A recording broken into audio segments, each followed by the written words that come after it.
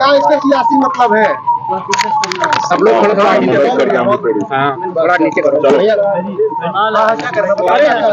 देखो, पहले तो मैं मीडिया के साथियों का, भाई नीचे, उनके मन में बहुत सारे सवाल होंगे, पॉलिटिकल, सोशल, मेरे यहाँ आने का, जिस साथी से मैं मिलने गया था उसके बारे में जानने का। लेकिन मैं आपको एक लाइन में कहना चाहता हूँ, अब्दुल्ला आजम भाई से मेरे जो रिश्ते हैं वो सियासी नहीं। जब भी मैं किसी तकलीफ में रहा, आजम भाई का और इस पूरे परिवार का सहयोग मुझे हमेशा मिला, और आज मैं उसी रिश्ते को और मजबूत करने और अपने छोटे भाई से मिलने यहाँ आया था, जानने की उनकी क्या हाल है।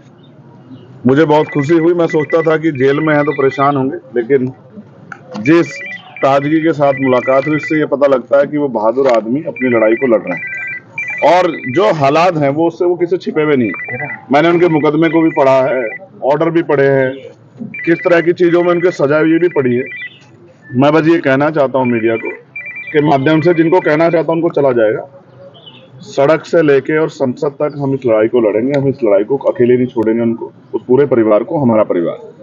आज जिस तकलीफ में है, हमें इस बात का दुख है कि सत्ता में बैठे लोग सत्ता के अहंकार में उनका दमन कर रहे हैं, और तमाम लोग इसका तमाशा देख रहे हैं। ये भी इतिहास में लिखा जाएगा कि जब एक परिवार को, जिसने लंबे समय सेवा की उत्तर प्रदेश की, कमजोरों की, मजलूमों की, आज अगर उसको जरूरत है तो सब लोग उनके इस दर्द में शामिल नहीं हो रहे। मुझे इस बात की तकलीफ है। और जिस तरह के फर्जी मुकदमे लगा के और तमाम चीज, जब वादी कह रहा है कि मेरा कोई नुकसान नहीं हुआ है, सरकार कह रही है कि हमने कुछ खरीदा नहीं है, लेकिन फिर भी सजा सजा सजा, रोज नए मुकदमे, ये सब ये साबित करती हैं कि ये सरकार की देखरेख में हो रहा है। जब मौका मिलेगा, आगे ताकत बढ़ेगी, इन सारे फर्जी मुकदमों की जांच कराई जाएगी, और फर्जी मुकदमे करने वाले उन अधिकारी कर्मचारियों का विशेष ख्याल रखा जाएगा जिन्होंने ये सब चीजें, इस अपराध को, ये गैर कानूनी है तो इलीगल है तो ये अपराध है, इस अपराध को खारिज करने में सरकार की मदद की। संयोग है कि आज आपकी अब्दुल्ला से मुलाकात हुई और आज अखिलेश यादव भी रामपुर में जो है इनके परिवार से मिल रहे हैं। क्या ये इसका क्या मतलब समझे? इसमें मैं क्या कह सकता हूँ? आप देखिए, ये उनका अधिकार है। अखिलेश जी बड़े अच्छे नेता हैं, और आज उनको परिवार की याद आई, मिलने गए हैं, तो ये अच्छी बात है, जाना चाहिए। लेकिन मुझे मेरे छोटे भाई से मिलना था। मैं पूर्व विधायक जी से नहीं मिला, मैं अपने छोटे भाई से मिलने आया था, और मैं वचन दे कहता हूँ कि मैं इस परिवार के साथ खड़ा हूं। और मैं ये भी स्पष्ट कर देता हूँ आपको कि वो जुल्म के आगे टूटने वाला नहीं है, परिवार टूटेगा नहीं। मैंने उनकी वालिदा को देखा, पूर्व एमपी साहब को, क्या हालात थे उनके मैं जानता हूँ। लोग बताते थे कि उठ नहीं पाती थी, 2 लोग पकड़ के ले जाते थे बाथरूम, तब भी उन्होंने इतना जुल्म सहा, सिर्फ इसलिए कि आजम भाई की पत्नी है। अभी आपने कहा कि कुछ लोग साथ नहीं दे रहे हैं, किसकी तरफ इशारा था? नहीं, मेरा एडमिनिस्ट्रेशन और जो सिस्टम है उससे मैं वो कर रहा हूँ। आप अखिलेश जी की तरफ मत ले जाइए। मैं सिर्फ ये सिस्टम से सवाल खड़ा कर रहा हूँ कि जो सिस्टम है, न्यायपालिका पर हम भरोसा करते हैं, लेकिन अगर जज साहब कहें कि हम मजबूर हैं, हमारे ऊपर दबाव है, तो फिर न्याय कैसे मिलेगा? मुझे एक खतरा और है, ये मेरा पर्सनल है, मेरे बहादुर छोटे भाई ने मुझसे नहीं कहा। जिस तरह से पिछली कई घटनाएं हुई है, मैं उनकी जान की सलामती की प्रार्थना करता हूँ, और मैं सरकार से कहता हूँ कि ठीक है, आपके विरोध, अंतर विरोध हो सकते हैं, वैचारिक विरोध हो सकते हैं, राजनीतिक विरोध हो सकते हैं, लेकिन मैं चेतावनी के तौर पर कहना चाहता हूं कि अगर कोई इस तरह का षड्यंत्र या साजिश करने की कोशिश की गई तो हम और हमारी पार्टी के लोग बिल्कुल चुप नहीं रहेंगे, ईंट से ईंट सरकार की बजा देंगे। ये चेतावनी में सरकार को देना चाहता हूँ। अब्दुल्ला से आज बहादुर छोटे भाई ने मुझसे नहीं कहा।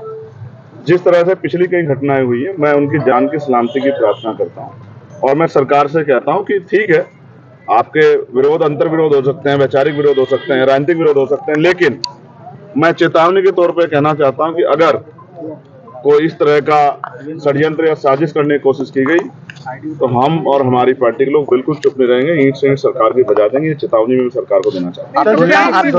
अब्दुल्ला से आज आपकी मुलाकात हुई। पहले भी कई जगह पे ऐसा देखने को मिला, हमीरपुर और तमाम जगहों से खबरें आई, समाजवादी पार्टी से लोग टूटकर आपकी पार्टी में आए हैं, तो कहीं ना कहीं ये भी कहा जा रहा है कि तोड़ने का काम कर आप इसे राजनीतिक मुलाकात बनाना चाहते हैं, जबकि मैं फिर आपसे समझना चाहते हैं, सिर्फ समझना। मैंने समझा आपको कि आज वो बुरे दौर में, तकलीफ में, आज एक भाई होने के नाते, मेरे बड़ा भाई होने के नाते मेरी जिम्मेदारी बनती है कि मैं अपने छोटे भाई के साथ खड़ा हूं। और वो मेरे बड़े भाई, उनके जो वालिद साहब आजम साहब, वो मेरे बड़े भाई। जब मुझे गोली लगी थी वो पूरा परिवार आया था, हजारों लोगों के साथ 2 घंटे मेरे दुख में शामिल हुआ और मुझसे कहा कि घबराना मत मेरे भाई। तब मैं सांसद भी नहीं था। तो जिन्होंने मेरे बुरे शब्द में एक इंच जो एक कदम मेरे लिए चलाया, मैं उनके लिए 100 कदम चला। अच्छा सर, इसका संदेश तो जाएगा ही, भले आपकी निजी मुलाकात है दलित मुस्लिम पर, ये चूंकि उपचुनाव भी, इसमें ऐसे में संदेश तो जाएगा। ये आप जाति के आधार पर जोड़ रहे हैं? ये नहीं, जाति के आधार पे नहीं, ये संदेश तो चला ही जाएगा। आप इसके लिए क्यों नहीं कहते कि एक परेशान साथी के साथ एक परेशान साथी खड़ा हुआ? तो ये मुलाकात एक वो जो जुल्म सह रहा है और एक जिसके ऊपर जुल्म हुआ है। गोली उत्तर प्रदेश में किसी और पे चली है क्या? पिछले साल से सर बंद है, 1 साल हो गया, इससे पहले भी मुलाकात नहीं पता है।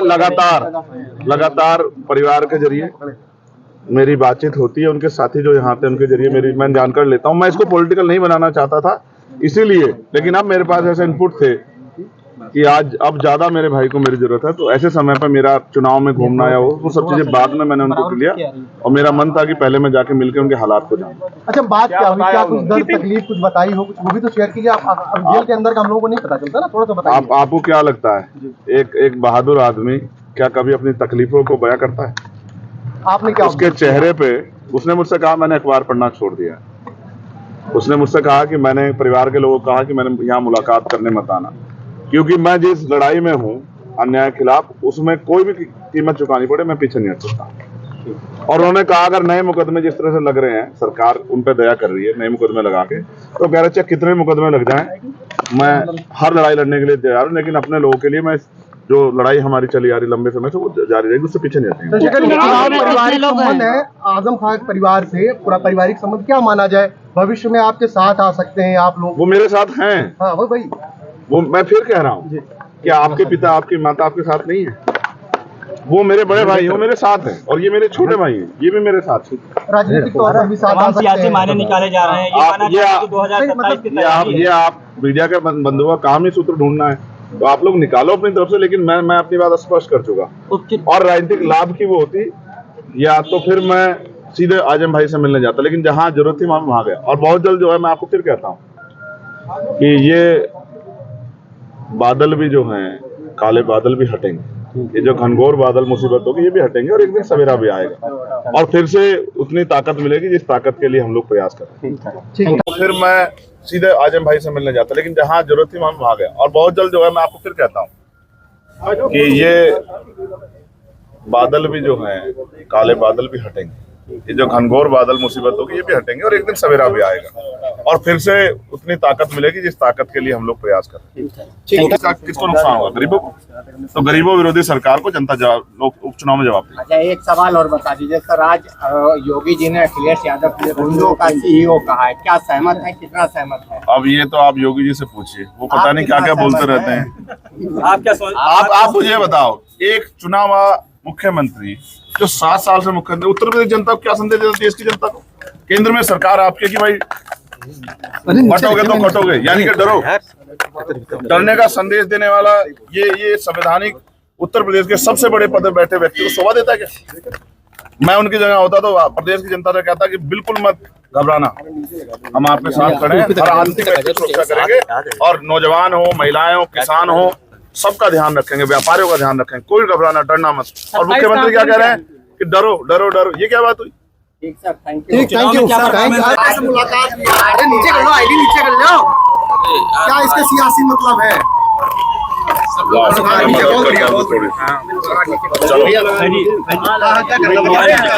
देखो, पहले मैं मीडिया के साथियों का, उनके मन में बहुत सारे सवाल होंगे, पॉलिटिकल, सोशल, मेरे यहाँ आने का, जिस साथी से मैं मिलने गया था उसके बारे में जानने का, लेकिन मैं आपको एक लाइन में कहना चाहता हूँ, अब्दुल्ला आजम भाई से मेरे जो रिश्ते हैं वो सियासी नहीं।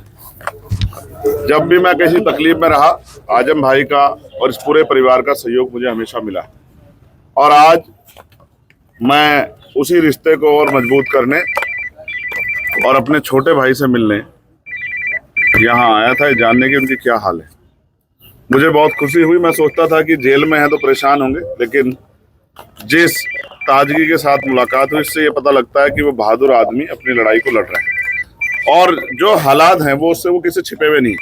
मैंने उनके मुकदमे को भी पढ़ा है, ऑर्डर भी पढ़े हैं, किस तरह की चीज़ों में उनके सजा हुई ये भी पढ़ी है। मैं बस ये कहना चाहता हूँ मीडिया को के माध्यम से, जिनको कहना चाहता हूँ उनको चला जाएगा।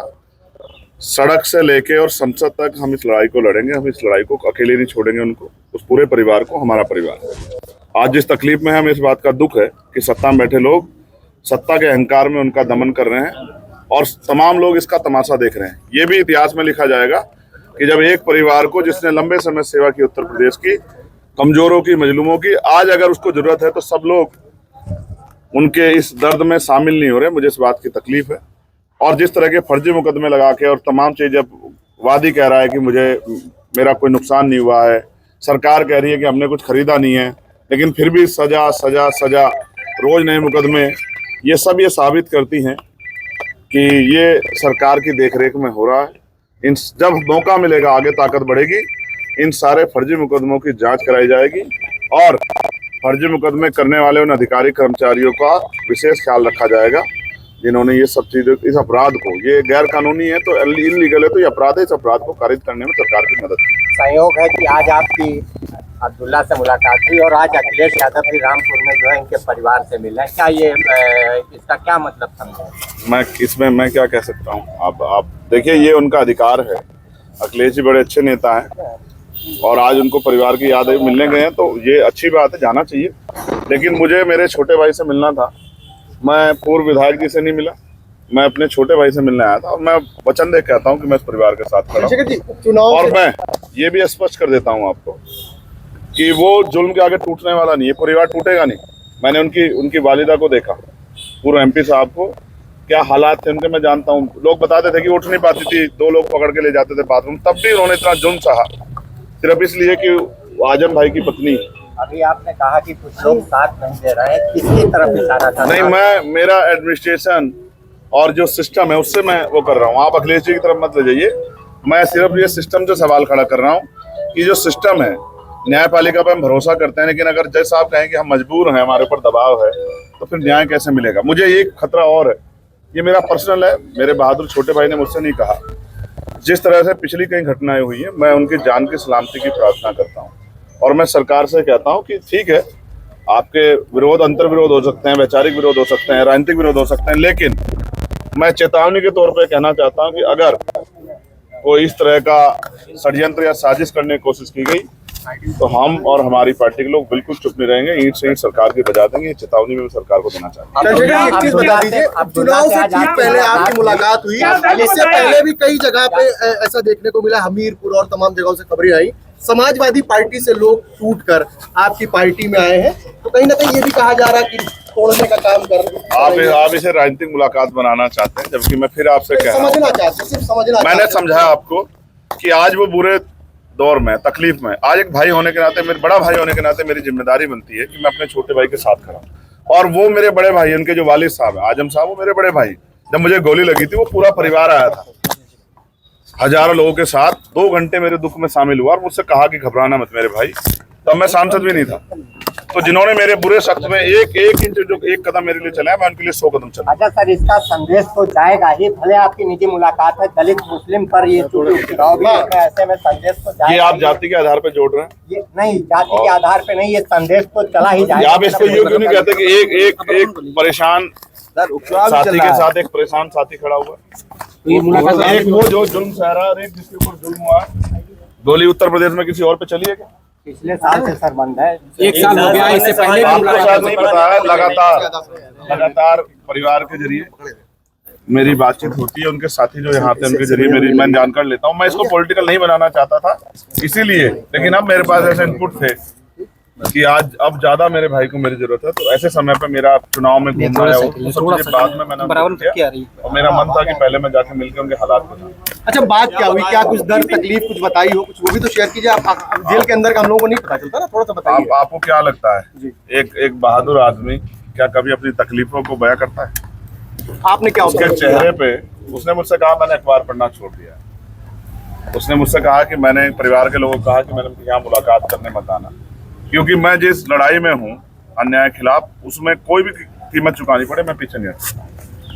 और उन्होंने कहा अगर नए मुकदमे जिस तरह से लग रहे हैं, सरकार उन पर दया कर रही है नए मुकदमे लगा के, तो कह रहे कितने मुकदमे लग जाएं, मैं हर लड़ाई लड़ने के लिए तैयार हूँ, लेकिन अपने लोगों के लिए मैं जो लड़ाई हमारी चली आ रही लंबे समय से वो जारी रहेगी, उससे पीछे नहीं हटेंगे। चंद्रशेखर जी, आपका पारिवारिक संबंध है आजम खान परिवार से, पूरा पारिवारिक संबंध क्या माना जाए, भविष्य में आपके साथ आ सकते हैं आप लोग? वो मेरे साथ हैं। हाँ वही वो मैं फिर कह रहा हूँ जी, कि आपके पिता आपकी माता आपके साथ नहीं है, वो मेरे बड़े भाई हैं, वो मेरे साथ हैं, और ये मेरे छोटे भाई हैं, ये भी मेरे साथ हैं।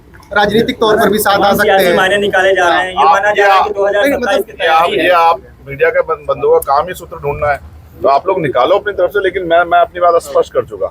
और राजनीतिक लाभ की वो होती, या तो फिर मैं सीधे आजम भाई से मिलने जाता, लेकिन जहाँ जरूरत थी वहाँ गया। अरे वीरेश भाई क्या कर रहे हैं आप, दूसरे के भी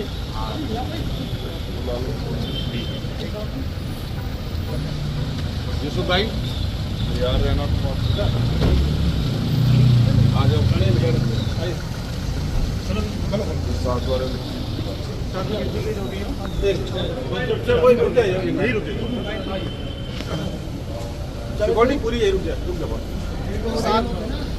मैं आ रहा हूँ मोबाइल कर दीजिएगा।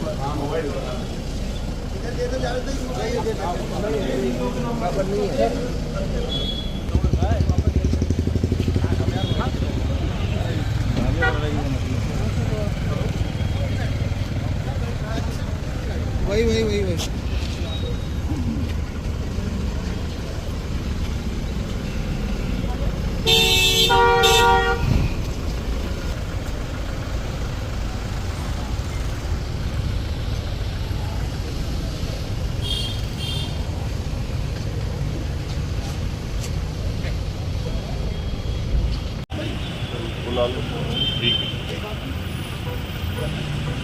यूसुफ भाई यार रहना आ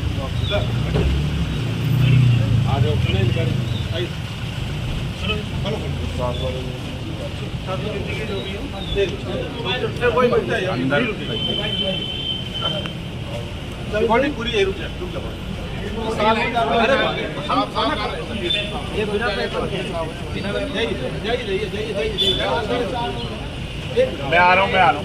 मैं आ रहा हूँ मोबाइल कर दीजिएगा। मोबाइल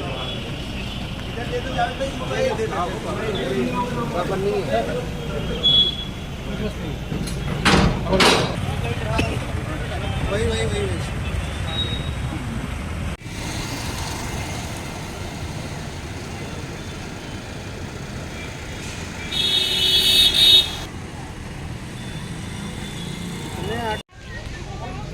वेटिंग रूम है, वहाँ जाकर के बैठे हैं। आप माता जी खड़ा रहिए।